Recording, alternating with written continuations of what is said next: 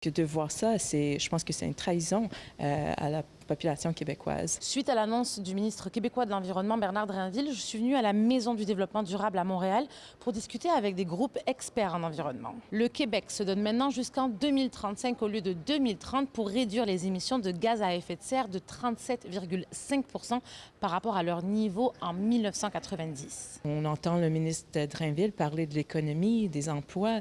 On ne peut pas bâtir une économie sur une planète qui brûle. C'est une décision qui a été prise pour garder la porte ouverte au commerce avec les États-Unis. On a entendu aussi à Davos, c'est un moment de rupture. L'ordre mondial est en train de s'effondrer et donc ce n'est pas en s'alignant avec les intimidateurs qu'on va faire avancer le Québec. Que ce soit les citoyens, les acteurs économiques ou les différents acteurs de la société civile sont conscientisés. C'est maintenant, tout le monde est prêt et tout le monde est en marche. Donc là, on vient comme quelque part arrêter cet élan-là alors qu'on a besoin d'y mettre des moyens. L'inaction sur les changements climatiques va coûter beaucoup plus cher. De reporter les échéances, c'est l'équivalent, si on veut, de diminuer l'ambition. Vis-à-vis les partenaires qui ont signé l'accord de Paris, on paraît très mal. On était des leaders en Amérique du Nord. On a un gouvernement qui ne souhaite pas s'impliquer à 100% dans la mission. Donc, on a des échecs, on prend du retard sur nos objectifs. Le ministre de l'Environnement, qui songe à se lancer dans la course à la chefferie de la CAQ,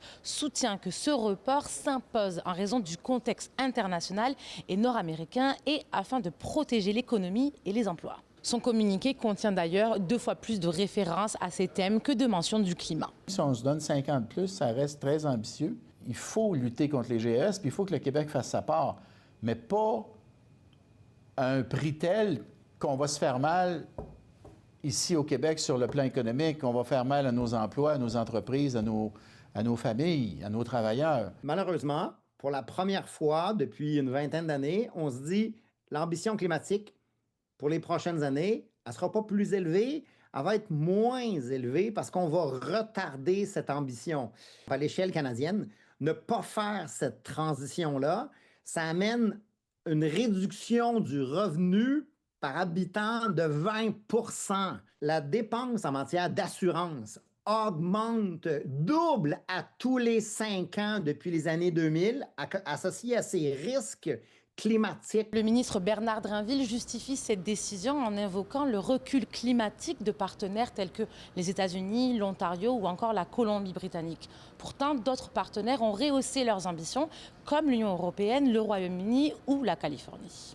À Montréal, Lila Mouche pour Nouveau Info.